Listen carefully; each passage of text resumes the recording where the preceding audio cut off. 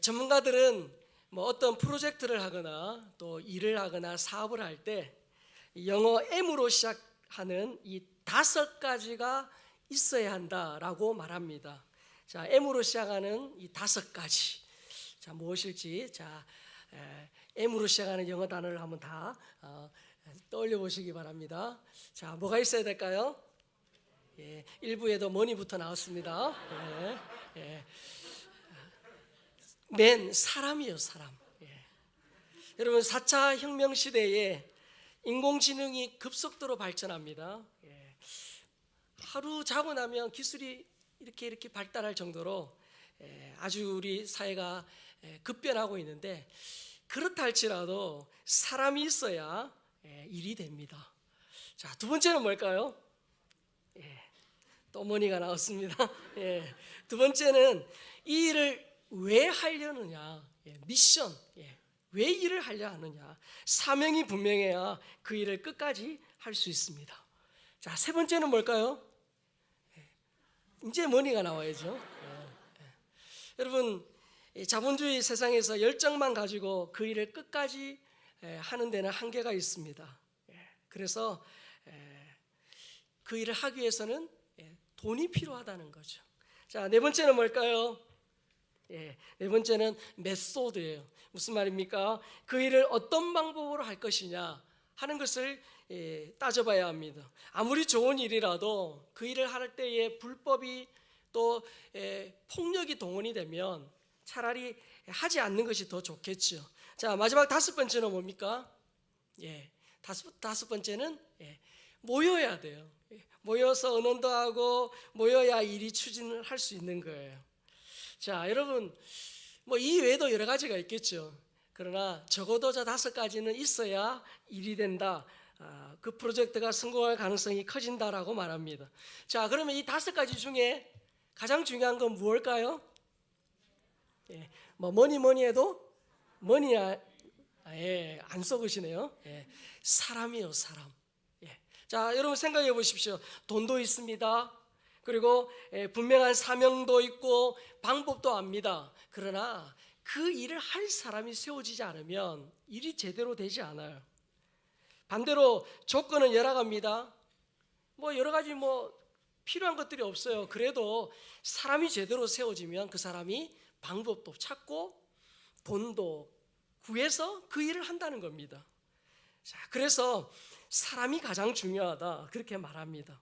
자, E.M. 바운주라는 분이 이런 기도의 능력이라는 책에서 이렇게 말했어요. 같이 한번 읽겠습니다. 교회는 더 나은 방법을 찾고 있지만 하나님은 더 나은 사람을 찾고 계신다. 하나님은 더 나은 사람을 찾고 계신다는 거예요. 자, 오늘 본문에도 보면 사람을 찾고 계시는 예수님의 모습이 나옵니다. 자, 본문 37절, 38절 다시 한번 읽겠습니다. 이에 제자들에게 이르시되 추수할 것은 많되 일꾼이 적으니 그러므로 추수하는 주인에게 청하여 추수할 일꾼들을 보내주소서 하라 하시니라. 예수님이 뭐라고 말씀합니까? 추수할 것은 많은데 일꾼이 적다. 다르게 말하면 할 일은 많은데 그 일할 사람은 적다, 그런 말씀이시죠.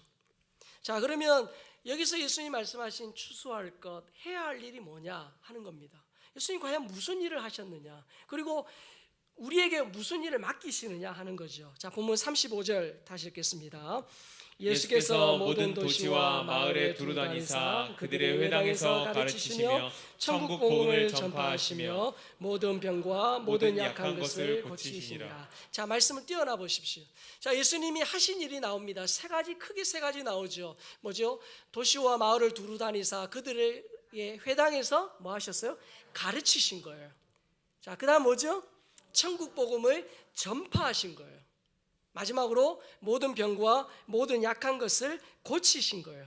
가르치고 전파하고 고치신 것이 예수님의 3대 사역입니다. 자, 이것을 한번 여러분 우리 인생을 한번 대비해서 한번 보십시다. 사람이 태어납니다. 아이가 태어나요. 자, 그러면 이 아이가 자라면서 처음에 부모에게 배우죠. 그리고 일정 시간이 지나면 학교에서 배웁니다. 부모와 선생님의 가르침을 받지요. 그리고 나서 살다가 보면 병듭니다. 그러면 또 약해집니다. 그러면 치료받죠. 자, 이런 원리를 예수님의 3대 사역에 적용해 보면 불신자가 신자가 되고 신자가 일꾼, 즉 헌신자가 되는 그런 원리로 보면 이 3대 사역을 좀 논리적으로 배열할 수가 있어요. 자, 첫 번째는 뭐냐면 예수님은 천국 복음으로 사람을 살리는 일을 하셨다는 거예요. 자, 무슨 말이에요? 먼저 예수님의 복음을 들어야 불신자가 신자가 됩니다. 아이가 태어나야 가르치죠. 자, 그런 의미에서 천국 복음을 전파하시는, 사람을 살리는 일을 하셨다는 거예요. 그리고 둘째는 뭡니까? 예수님을 해당해서 가르치시고, 그리고 마지막으로 모든 병과 모든 약한 것을 고치셨다는 거예요. 그래서 예수님의 3대 사역을 다르게 표현하면 천국 복음으로 사람을 살리고 키우고 고치는 생명 사역을 하셨다는 거예요. 자, 그래서 여러분 예수님의 사역의 핵심은 누굽니까? 사람이라는 거예요. 사람. 자, 옆에 분 한번 보세요. 예수님의 가장 소중히 여기시는 사람, 예수님 사역의 핵심이 뭡니까? 바로 옆에 있는 분이세요. 사람이라는 거예요. 사람.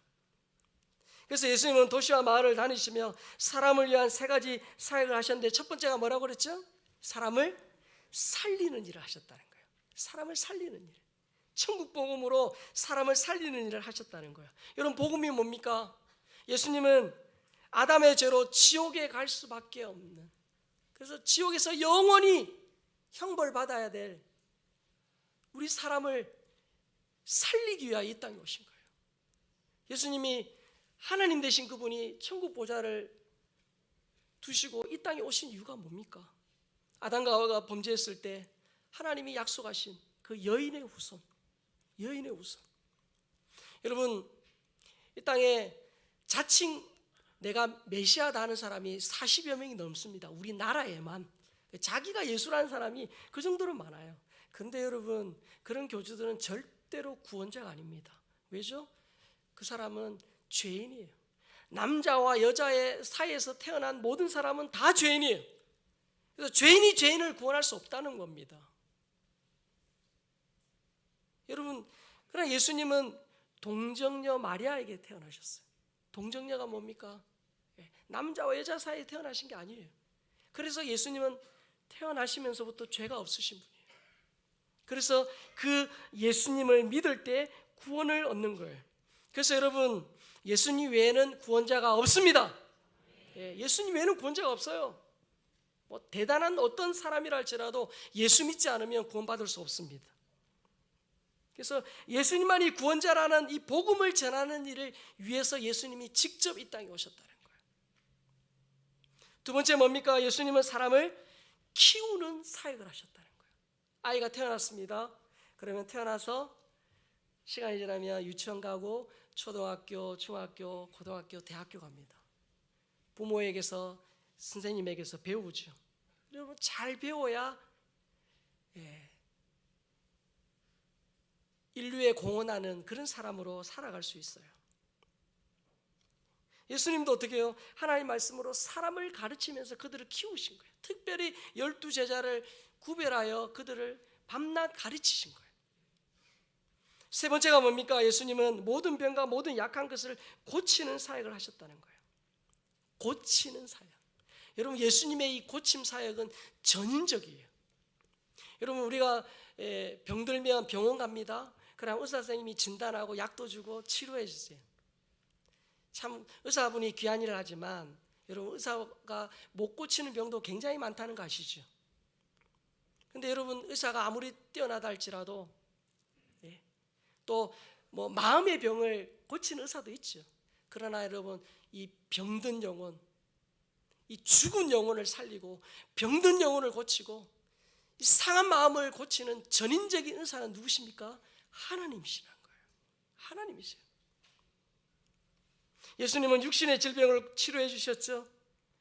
뿐만 아니라 이 마귀의 노예로서 마귀에게 붙잡혀서 결국은 이 한평생 마귀의 종로로 다다가 결국은 마귀 따라 지옥 갈 수밖에 없는 그 불신자를 어떻게 해요? 천국 복음으로 살리고 또 그 예수 믿은 사람이 영혼이 풍요로워지도록 곧 가르치고 그 영혼을 어떻게 해요?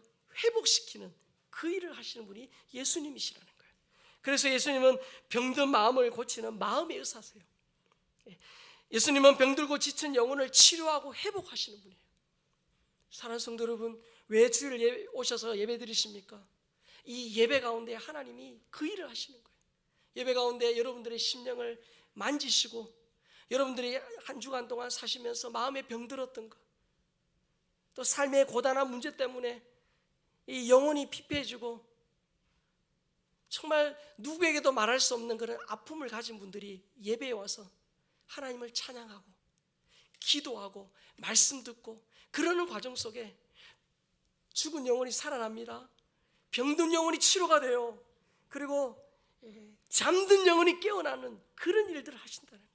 그래서 이 주일 예배가 얼마나 중요한지 몰라요. 주일 예배 오셔서 여러분들이 일주일 동안 상처받고 힘들었던 그것을 주님 앞에 다 내려놓으시고 하나님이 치료해 주시고 회복시켜 주시는 것을 바라보고 그렇게 믿음으로 나아가는 거예요. 예수님은 이 살리고 키우고 고치는 이 3대 사역을 하신 거예요. 그래서 여러분, 예수님을 믿으면 전인적인 회복 그리고 이 구원과 행복이 있다는 거예요. 여러분, 그래서 요한복음 10장 10절에 이렇게 말씀하죠. 같이 읽겠습니다. 도둑이 오는 것은 도둑질하고 죽이고 멸망시키려는 것뿐이요 내가 온 것은 양으로 생명을 얻게 하고 더 풍성히 얻게 하려는 것이라.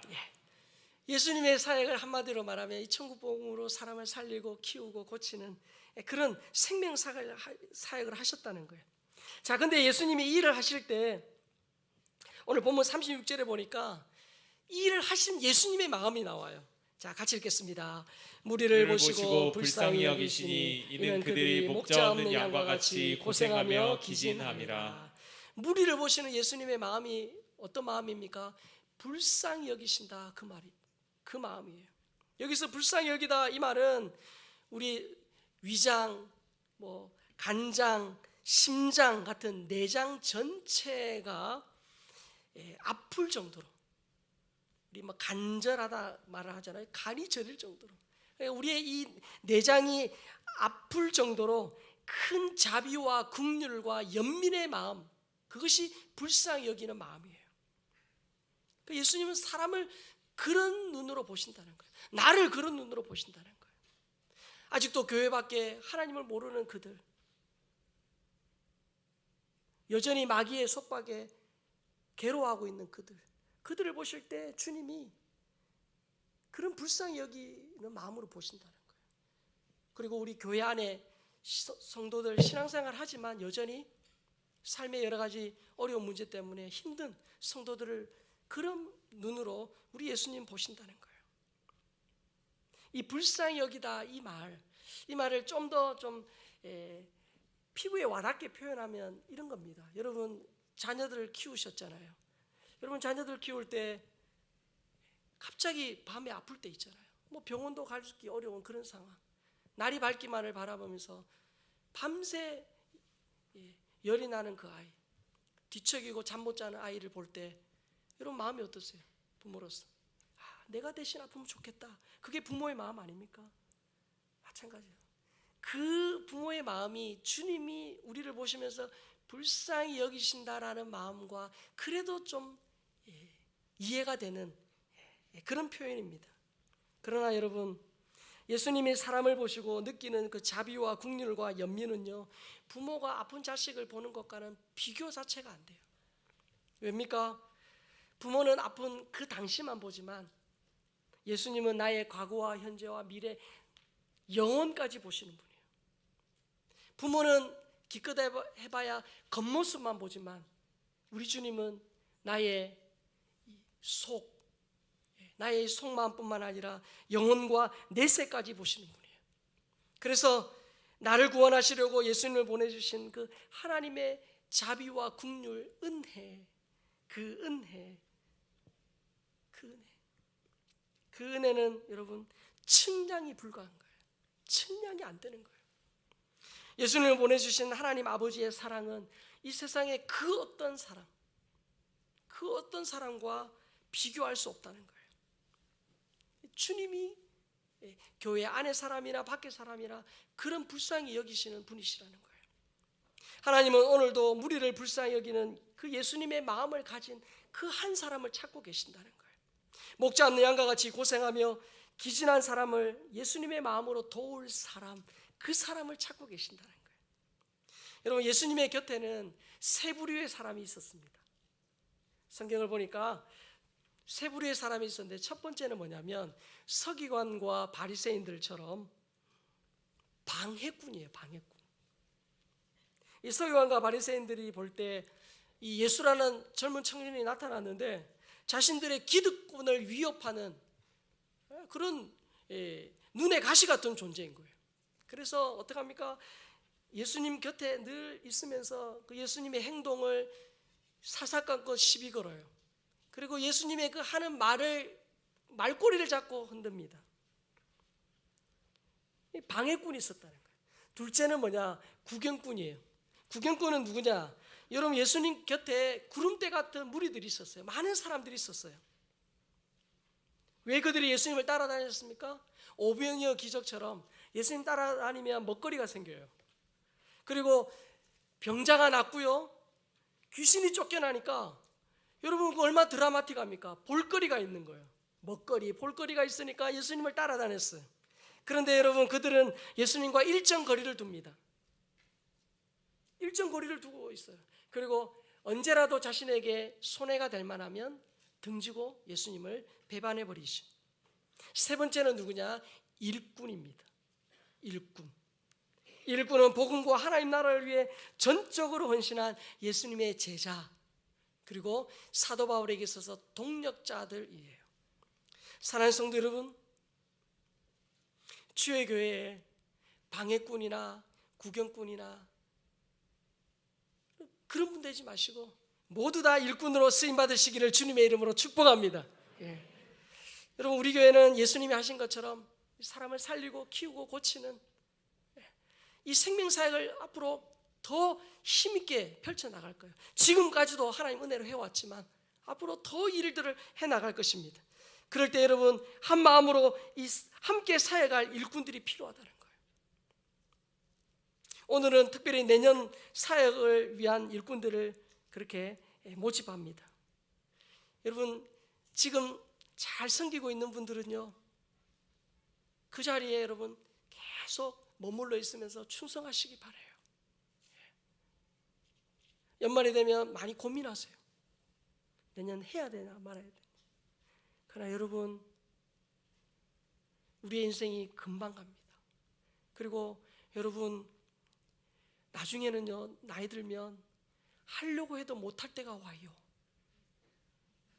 건강이 모자라서 못할 때가 와요. 근데 미리 당겨서 지금 안 하려고 하지 마세요. 그때가 온다니까요. 목사로서 어떤 분이 귀하냐? 늘 묵묵히 그 자리를 지키는 분. 저분이 건강이 여의치 않은데도 불구하고 그 자리를 지켜요. 바쁨에도 불구하고 하나님 맡겨주신 그 일들을 해요. 목사가 봤을 때도 너무 귀하고 정말 기도가 절로 되는데 하나님 보실 때는 어떠실까요?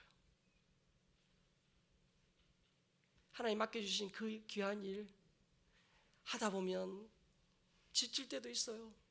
한계를 느낄 때도 있어요. 그러나 여러분, 그때마다 하나님 힘 주십시오. 제가 건강 주셔서 일 잘할 수 있도록 도와주십시오. 그렇게 기도하면서 그 일들을 묵묵히 해보세요. 그리고 이전에 사역하다가 쉬는 분들이 계실 거예요. 그분들이 여러 가지 사정 때문에 사역을 쉬셨죠. 쉴 때는 이런 마음으로 쉬셨을 거예요. 내가 6개월만 있다가 다시 오리라. 1년만 있다가 다시 오리라. 근데 그분은 아직 시간이 안 가고 있어요. 여전히 아직 6개월이 안 왔어요. 여전히 1년이 안 왔어요. 아직. 근데 여러분, 사역하다가 쉬시니까 당장은 좋지만 그래도 힘들어도 주의 일을 위해서 헌신하고 수고했을 때가 그리우실 거예요. 그리고 아직 사역을 하지 않으신 분들도 계실 거예요. 사랑하는 성도 여러분, 하나님께서 주신 건강과 시간과 재능, 물질 하나님 주셨기 때문에 달란트 비유처럼 하나님이 나중에 하나님 앞에 서는 그날 하나님이 어떻게 하나님이 주신 시간과 재능과 건강과 물질을 썼는지를 하나님이 물으실 겁니다. 저는 정말 바라기는 우리 산정연의 모든 가족들이 그때에 하나님으로부터 착하고 충성된 종아, 그런 칭찬을 들었으면 좋겠어요. 베드로전서 4장 10절 말씀입니다. 각각 은사를 받은 대로 하나님의 여러 가지 은혜를 맡은 선한 청지기같이 서로 봉사하라. 저기 보시는 각각 은사를 받은 대로 선한 청지기같이 서로 봉사하라. 여러분, 하나님이 우리에게 건강을 주셨죠? 시간도 주셨어요. 물질도 주셨어요. 은사도 주셨어요. 자, 그런데 제가 금방 말씀드린 이것은 무한대로 있는 게 아니에요. 무한대로 있지 않습니다. 유한하다는 거예요. 나이가 들면 건강이 나빠져요. 나이 들면 어쩔 수 없잖아요. 내게 남은 시간, 하나님이 나를 언제 천국으로 데려가실지 하나님이 아시는데 그 시간을 놓고 보면 내게 남은 시간은 점점 줄어들어요. 오늘보다 내일이 더 줄어들었겠죠. 하나님께서 각자에게 주신 은사 제한적입니다. 어느 한 사람에게 하나님이 다 주지 않으셨어요. 내게 주신 은사가 제한적이에요. 그리고 내가 벌 수 있는 돈, 내가 쓸 수 있는 돈도 제한적이에요. 삶의 기회도 늘 있는 게 아닙니다. 그래서 여러분 뭐가 필요합니까? 하나님 주신 건강과 시간과 은사, 물질, 삶의 이 기회가 유한하기 때문에 뭘 할지 선택해야 되고 거기에 집중해야 돼요. 무한대로 있으면 선택할 필요 없어요. 근데 부족하기 때문에 선택하고 집중해야 되는 거예요. 여러분, 누구에게 하루 24시간이 주어졌죠. 근데 이 하루를 어떻게 보내느냐? 어떤 사람은 이 하루를 낮잠 자고 도박하는데 다 허비했어요. 근데 어떤 사람은 그래도 운동하고 책을 읽었다. 그 하루가 한 달이 되고 1년이 됐다. 그러면 여러분 나중에 이 사람의 인생, 이 두 사람의 삶의 무게가 같을까요? 삶의 질이 같을까요? 같지 않습니다. 하나님께서 주신 건강, 시간, 은사, 물질, 삶의 기회, 여러분 어디에 선택하고 어디에 집중할지를 여러분 잘 생각해 보셔야 돼요. 그런데 우리의 인생은 한 번밖에 없어요. 불교에서 말하는 윤회 아닙니다. 우리 인생은 한 번이에요. 우리의 인생은 연습 게임이 없어요. 매 순간이 본 게임이에요. 그래서 C.T. 스터드는 이런 말을 남겼습니다. 같이 읽겠습니다. 한 번뿐이 인생 금방 지나가리라. 오직 그리스도를 위해서 한 일만이 영원히 남으리라. 오직 그리스도를 위해서 한 일만이 영원하리라. 여러분, 영원한 것 세 가지 있습니다. 첫 번째 뭐냐? 하나님이 영원하세요. 맞습니까? 하나님은 영원하신 분이에요. 두 번째, 그 영원하신 하나님이 하신 말씀이 영원합니다. 맞습니까? 그리고 우리의 영혼이 영원해요. 사람이 영원해요. 사람 죽으면 끝입니까? 아니에요. 예수님 믿고 예수님 안에서 죽으면 천국에서 영생으로 다시 살아나요. 영원히 사는 거예요. 불행하고 안타깝지만 예수님을 모른다. 예수님이 내 인생의 구원자라는 사실을 믿지 못하고 죽으면 어떡합니까? 아무리 착하게 살고 이 땅에 살면서 대단한 일을 해도 예수님과 관련 없으면 지옥 갈 수밖에 없어요. 어쨌든 영원히 사는 거예요. 여러분, 예수님이 이 땅에 33년 사셨습니다. 3년의 공생애를 보내셨습니다. 그런데 예수님은 그 시간을 보내시면서 책을 쓰거나 건물을 짓지 않으셨어요. 뭐 어떤 단체를 조직하거나 땅을 남기지 않으셨어요. 왜죠? 그런 것은 영원하지 않기 때문이에요. 그런 것은 이 땅에서만 필요하지 영원하지 않다는 거예요. 그래서 예수님이 영원한 사람, 그 영원히 남을 사람을 살리고 키우고 고치는 일에 집중하셨다는 거예요. 하나님께서는 우리 모두에게 건강과 시간과 은사와 물질 그것을 주셨어요. 근데 그것이 영원하지 않기 때문에 영원한 것에 집중하고 들여질 때 그것이 영원할 수 있다는 거예요. 28살의 나이로 에콰도르에서 순교한 짐 엘리엇이 남긴 유명한 말이 있습니다. 같이 읽겠습니다. 영원한 것을 얻기 위해 영원하지 않은 것을 포기하는 것을 어리석다 하지 말라. 여러분, 하나님이 영원하시고 말씀이 영원하고 사람의 영혼이 영원한데 그 영원한 것을 얻기 위해 이 땅에서만 있는 그 영원하지 않은 것을 포기하는 것을 어리석다 하지 말라. 뒤집어 말하면 영원한 것을 위해 영원하지 않는 것을 드리는 것은 지혜롭다는 거예요. 여러분, 주의 손과 발이 되어 예수님의 마음으로 사람을 살리고 키우고 복되게 하는, 여러분, 이 일은 영원히 남는다는 거예요. 여러분, 이 일을 위해서 주의 교회에 일꾼이 필요해요. 일꾼이 필요해요. 여러분 가운데 혹시나 노래를 좋아하시고 또 노래를 잘하십니까? 그러면 여러분 매일 노래방 가지 마시고 주의 교회에서 하나님을 찬양하세요. 찬양대원으로 또 찬양팀으로. 여러분 무언가 악기를 다룰 수 있습니까? 그러면 여러분 그 재능을 하나님께 드리세요. 제가 오늘 1부 예배 때도 그런 얘기 했었어요. 우리 2부 예배 때는 그래도 우리 반주자들이 다 해서 노는 악기가 없는데 1부는요 건반 하나 외에는 다 놀고 계세요. 왜? 할 사람이 없었어. 여러분 가운데 혹시나 그런 악기를 다룰 수 있는 재주가 있다면 여러분 그거 그냥 두지 마시고 하나님 앞에 드리세요. 저는 예배 드릴 때마다 또 악기를 보면서 늘 그런 생각이에요. 여러분 가수가 콘서트 할 때 모든 악기를 다 동원합니다. 할 수 있는 악기를 다 동원해요. 그래가지고 사람을 즐겁게 하는데 여러분 예배의 찬양은 하나님 살아계신 하나님께 예배드리는 거잖아요. 우리의 모든 악기, 우리의 모든 이 음성과 몸짓을 다해서 하나님 앞에 예배드리는 거예요. 그래서 여러분 가운데 어떤 악기라도 할 수 있으면 함께 그렇게 예배드리는 것을 하나님 얼마나 기뻐하시겠어요. 혹여나 여러분 가운데 아이들이 좋고 다음 세대에 대한 그런 부담감이 있으신 분 있습니까? 그분들은요 아이들에게 가셔야 돼요. 다음 세대를 향해 가셔야 돼요. 그 부담이 하나님 주신 사명이에요. 그런 분들은 여러분 교사로 자원해서 함께 일하셔야 돼요. 아유 나는 목사님 나이가 많아요. 그리고 나는 뭐 가르치는 은사가 없어요.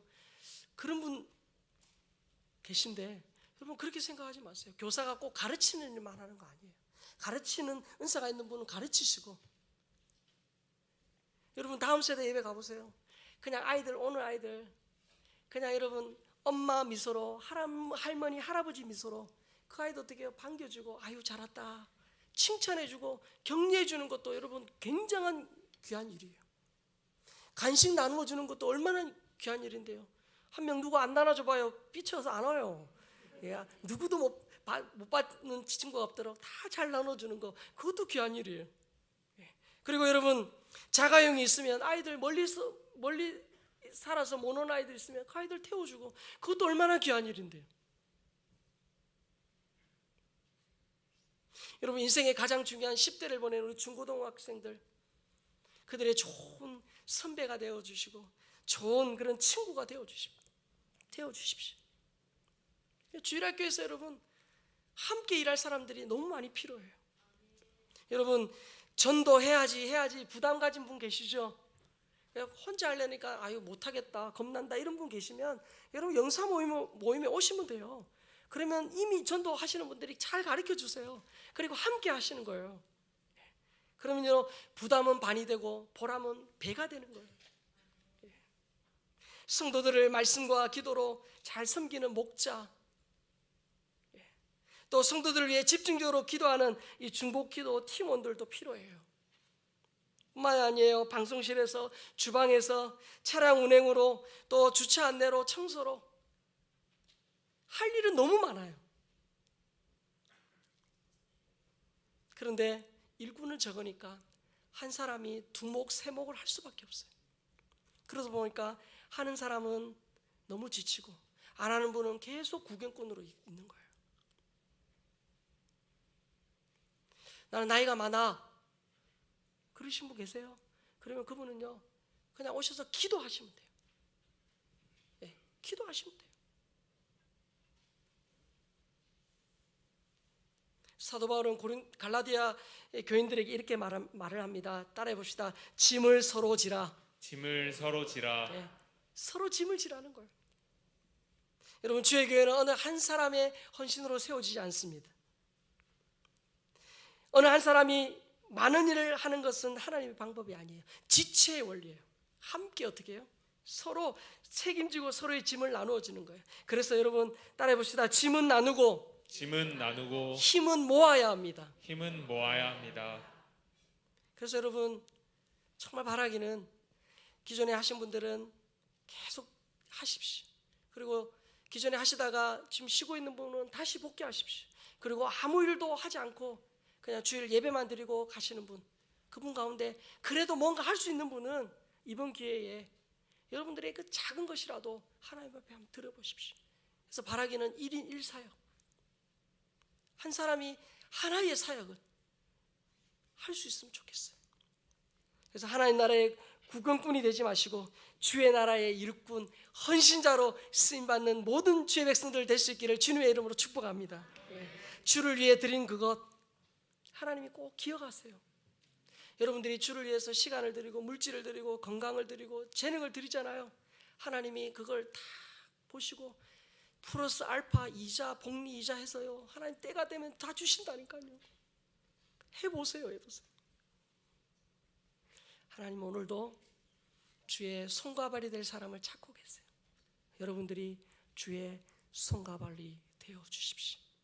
이 시간 우리 자리에 앉으셔서 주님 내가 여기 있사오니 찬양 드리겠습니다.